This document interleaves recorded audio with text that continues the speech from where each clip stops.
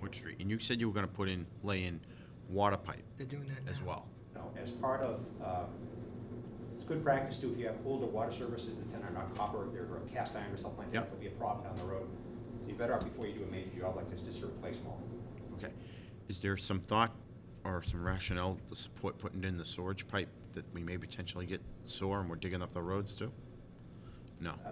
I don't think Park Street is in our target area for sewer. Well, coming off of Concord Street onto Park Street out to 28, right, isn't this No, we're in the other same area section. on the other section? Code is down. And we don't have anything designed, and to go through the design and permitting, even for something you don't put anything in, would take you 18 months. Dry pipe, they treat a dry pipe just the same as a wet pipe. You gotta go through all the hoops, unfortunately. Unfortunately, went through that once as well, and I was told, no, I've been down that road once before in other places. Who tells you no? DEP. Okay, so getting back to Central Street. So the rationale on that was you just didn't get enough complaints for damage due to potholes, so it just slips off to the right. I think what they're saying is they made repairs that have been, reduce the issues on their road. The guys in the highway department came up with some process to put down a layer of asphalt in the gutters on both sides, like a strip. And that seemed to take made a significant decrease in the amount of complaints and property liability damage claims we got. So whereas the other two streets, the first two on these lists, we got quite a bit. Yeah. It is on our list. There is significant subsurface stuff to do first before you pave it. So that's why it's not this year, or probably it's going to take us through next year to get it done. Yeah, that section of Route 62 from the Wilmington town line is in very tough shape. Dick, there's a difference, is there a difference between crack filling on various roads and, fixing potholes? Yes, sir. Potholes are on a different budget, that's in your That's operating right, budget. The cracks are the little, linear cracks are, you want to go after streets that are in the 8 to 10 year range. The seal those cracks like you see in your driveway prevents that from getting any worse. The water percolating in and freezing, which causes the damage. So you try to always allocate money to take care of good roads.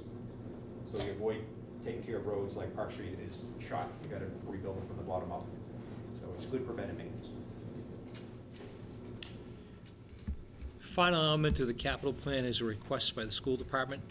You'll recall that the original request was $60,000, which was year one of a 3-year lease purchase arrangement. So it would be $60,000 per year, totaling $180,000. There was additionally a request for $30,000 in what's called smart boards. So that's the reason why you see $210,000, because that represents the upper limit if we were to go forward and request this funding in one single year. I can say that what we have available is after everything is done, we have $40,000 in free cash that's available, not $210,000. And the concern that I have is borrowing when we really shouldn't be borrowing at this point, because of the fact that the town is really up against its borrowing limit, as was presented a couple of weeks ago. So I have asked the superintendent of schools to go back and see whether there are additional monies that are available in the school budget. I have not heard back for tonight's meeting. But again, the amount that we do have available is $40,000.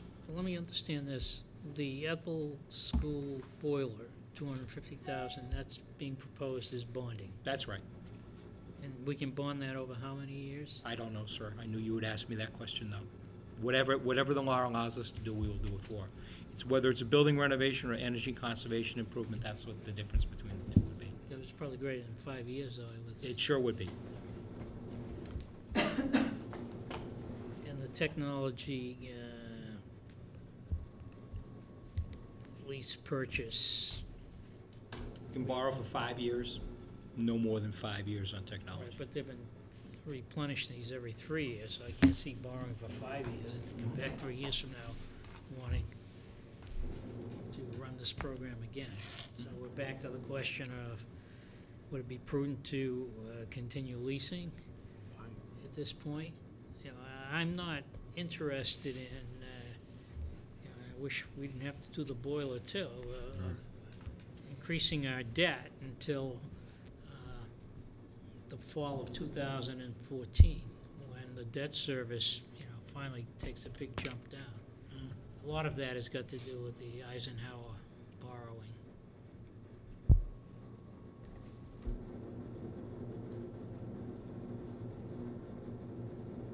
So we're just going to wait until the superintendent comes We're not back? quite there yet. We have a financial planning team meeting on Monday. That's right.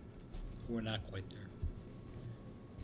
And we'll make a vote at town, we'll make a recommendation at town meeting on this. Gentlemen? Anybody- Any issues with that? No. Okay. Yeah, I guess. No, I guess we'll wait. Okay. The next article is Article number 10. Any questions? Anybody? No? 10? 10 is fund retirement obligations. This is combined town and school end-of-career contractual obligations. The amount requested is $395,000. We typically raise and appropriate these monies. Just for a frame of reference, it's an increase of $2,200 over this current year. So we don't see that that number is going to change substantially going forward. Questions? Next, Article 11 is a transfer of funds to the Solid Waste Stabilization Fund. The amount is yet to be determined. We wish to go as close to town meeting as possible. The balance in this account as of the present is $114,588. And typically what happens is if we identify a surplus in the sanitation budget, what we will do is we'll transfer that surplus into this account. And if we need additional money to stabilize to balance the budget, it goes the other way. Article 12 similarly is adding money to the stabilization fund. The amount is to be determined as we get closer to town meeting. We will fully identify what we have available for surplus funds, but for reference, the balance in the stabilization fund is $1,673,000. So the balance is quite substantial, and the town has done a good job of adding monies to this in recent years, where a lot of communities have raided and depleted their stabilization funds, and this town has actually done the opposite.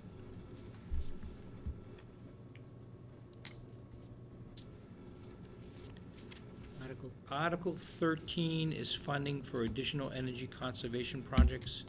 It's my understanding that there would be monies available through rebates or credits that are offered.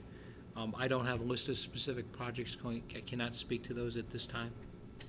Jeff? Yes, again, they just received the report, a townwide report on a variety of options and projects that they could do, and they were looking at the drivers, and that's what they identified as a primary focus for the committee. Other than that, they haven't concentrated on the secondary projects, because this was one that came out the most because it was more town-wide. They were thinking, I think I sent an email to you, Bob, indicating that they may need some short money for a study to find out what the cost would be for the replacement of those drivers. And that's about where they are right at this moment. But I told them they're gonna have to move quickly if they're looking for something, very quickly. Well, my thoughts are, town meeting's only 2 weeks away. And, 3 weeks away.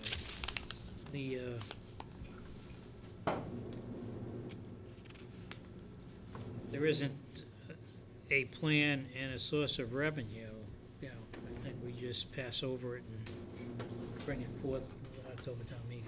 And that was one of the things we discussed as well.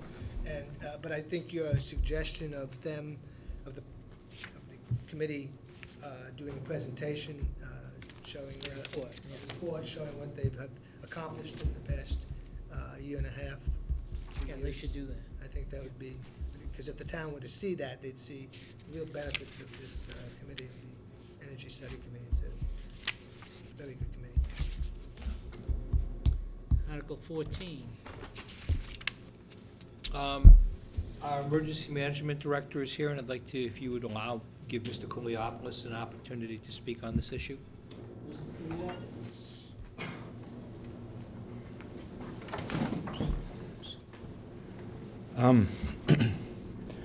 I received a grant from the MEMA, Massachusetts Emergency Management.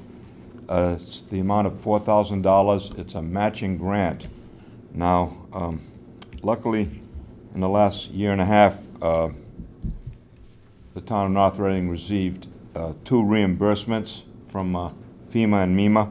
One was $2,500 and the other one was $2,124. So combined, they will exceed the $4,000. So that money didn't come back to my emergency management department. It went into the free cash, and it has to be voted back into the emergency management department. So if this happens, then I'll have at least the $4,000 I can use for the matching grant. That will give me a total of $8,000. The grant expires September 30th. It's specified to be used in the Emergency Operations Center. As EMD for the last 2 years, one of my goals has been to create an Emergency Operations Center. Right now we have basically an empty room. It's at the police station. It's the conference room. I do have a closet that I've been filling up with equipment, and I need, quite a bit more. I need 2 antennas that'll cost $6,000. One is for ham radio operation in case of total collapse, and the other one is for the MEMA radio. I have the radios themselves, but no way to use them until I get the antennas. Then there's some other equipment. I'd like to get a wall-mounted screen. That's about $3,000. I'm just going to list some of the equipment. I'm not going to, obviously, this list is bigger than the $8,000 or $9,000, but I'd like to get 12. I'm getting 12 radios from the police department. They're surplus because they replace them with newer radios, and they're perfectly fine. The only problem is that because they're old, the batteries have died. So I need to buy 12 batteries at $100 a piece. That's $1,200. Interested in getting a smart board. That's in the range of $2,500. So I have this list of equipment, and if I get the $4,000 plus, then I can fill out the application with MEMA, and we can work through and and use up the funds that are available. Plus, there's another fund, another grant coming in the works for next year, so I can continue this process of outfitting the EOC, so it'll meet the standards. So, just a couple of questions. This list of capital, right? Do you have it prioritized? Not precisely. The most important thing I'd like to get are the 2 antennas, which is $6,000. So that'll use up most of the $8,000. Greg, money that comes in, in form of a grant or other, I gather the money that Theo's looking for came in a general fund and therefore is not available directly. But we have to, in order for him to spend the money in the grant, and we'd have to move money into his budget. Is there a budget for emergency management at this point? We're going to handle this as a separate appropriation versus a budget, because what we want the money to do is survive through the end of the fiscal year. So it'll just be an appropriation. It won't be in the form of a budget. So, And it doesn't fit the need of, it's not a capital request. request, so that's why it stands on its own. I have a budget of roughly